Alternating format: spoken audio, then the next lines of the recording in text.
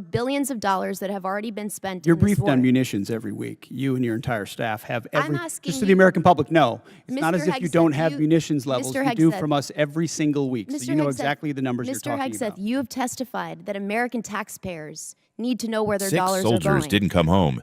Their names are already public record. Iowa, Florida, Nebraska, Minnesota, California. What you're about to hear is the congressman who read their wounds into the record, word for word, before he asked a single question about policy. This is the House Armed Services Committee, April 29th, 2026. Just last year alone identified billions of dollars that could have been put to better use, and in questioned costs, that is spending that raised red flags. So this is a crisis right now in accountability of where the dollars of the American taxpayers who are in the middle of a cost crisis, where this money is going. I want to ask about your war in Iran. And Mr. Hurst, you testified earlier today that $25 billion has been spent to date. I just want to clarify that that is money, that taxpayer dollars that have been spent already in this war. $25 reflects the costs of the war, right? So we've already spent the dollars on munitions and things like that. So we're factoring in cost of munitions expended into that total. So how much of that has gone towards munitions? Does that include the munitions that have been spent to date? Yeah, that reflects the munitions that have been spent to date and other operational costs. Can you give us a breakdown of what those costs are? We'll work to get you guys a product that has a detailed breakdown of those costs. Yeah, my concern here is, Mr. Hegseth, you've testified repeatedly that you're going to be accountable for each and every American taxpayer dollar that you spend, that you're going to be accountable for the rationale. Here we are 60 days in to your war of choice in Iran, and you can't give us an answer on a breakdown of the basic breakdown of American taxpayer dollars that have been spent in your war of choice? That's a question for Mr. Hurst. Right now, as you sit here now, you We're cannot. happy to give you a breakdown. We'll provide you a product after this hearing. Well, I would love for you to give us this breakdown now and explain to us, was this unbudgeted costs, or was this something the department planned for in advance, since you were appropriated $1 trillion last year?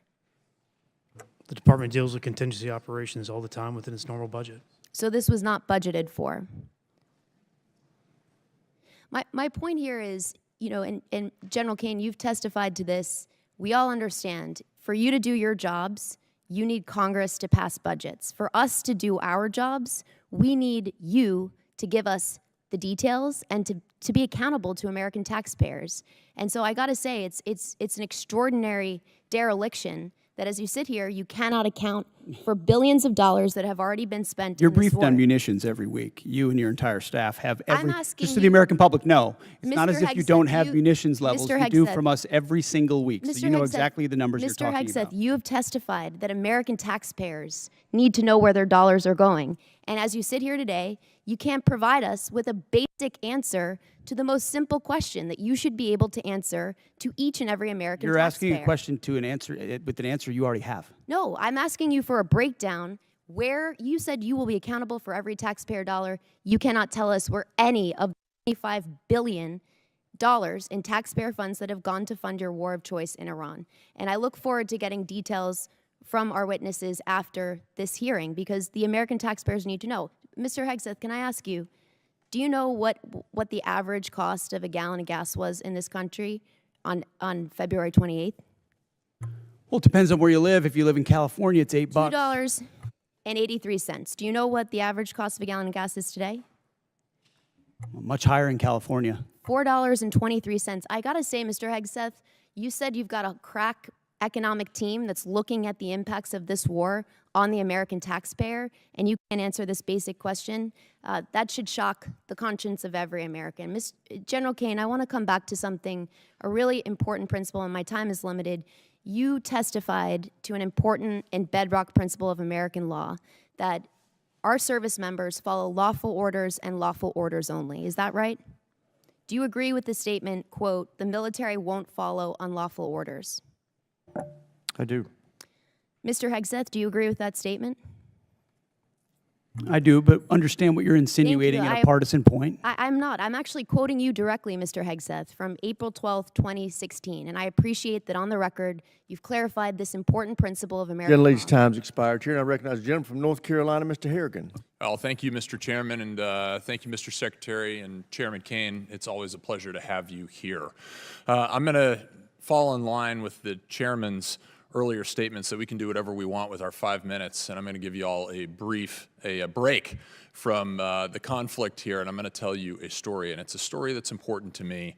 And I'm going to start with a proposed citation.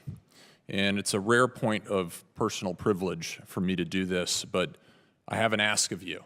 But I'm going to start with a proposed citation. 31 for it. seconds. That's how long it took Hegseth to move from "we put in maximum defensive posture" to being told, on camera by a combat veteran, resign immediately. The next congressman who took the floor saw the same 60 days entirely Quoting differently. you directly, Mr. Hegseth, from April 12th, 2016. And I appreciate that on the record, you've clarified this important principle of American Gentlelady's law. time's expired. Chair, and I recognize the gentleman from North Carolina, Mr. Harrigan. Well, thank you, Mr. Chairman, and thank you, Mr. Secretary and Chairman Caine. It's always a pleasure to have you here.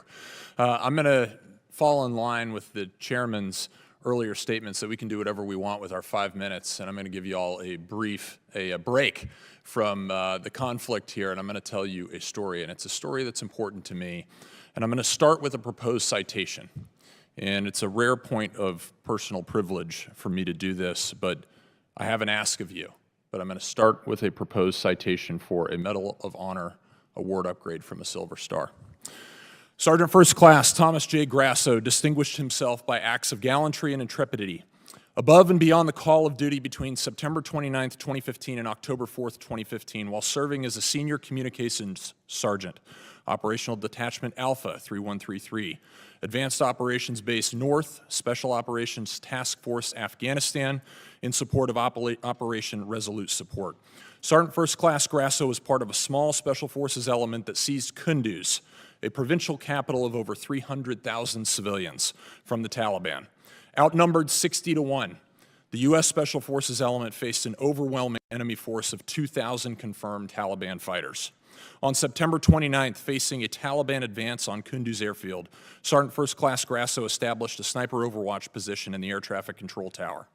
With enemy fire converging from 3 directions, Sergeant First Class Grasso risked his life to engage a hostile anti-aircraft team, successfully clearing the way for air support.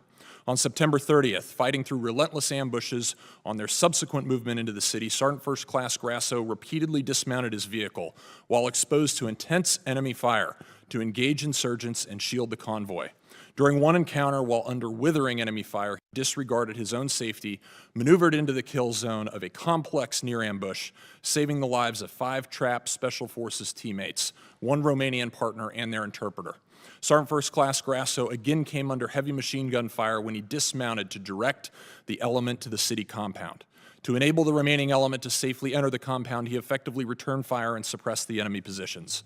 From October 1st through 4th, Sergeant First Class Grasso anchored the defense One of the wounded compound. is named in the public record, too. Sergeant Corey Hicks, recovering at Walter Reed, told ABC News what it felt like to be hit by a drone the Pentagon's own analysts had warned could reach that base. Senators Warren and Ryan have since opened a formal bipartisan investigation into how it happened. 6 names, 31 seconds, 1 word, squirter, used to describe an attack that intelligence had flagged by name as indefensible before it happened. Ryan's framing of what that means is his own. Fallon's framing, that the campaign was a battlefield success, is his own too. Delivered in the same room, the same day. Neither changes what's now a matter of public record: the range of the drone, the distance from Iran, and the recommendation that said don't use this site, which was used anyway. Subscribe for the next hearing, broken down clip by clip, straight from the public record. Mr. Secretary, I want to assure you I insist on those meetings. There's a whole lot we could talk about today, war in Iran, and I too want to thank the families of the 14 service members we have lost in this war so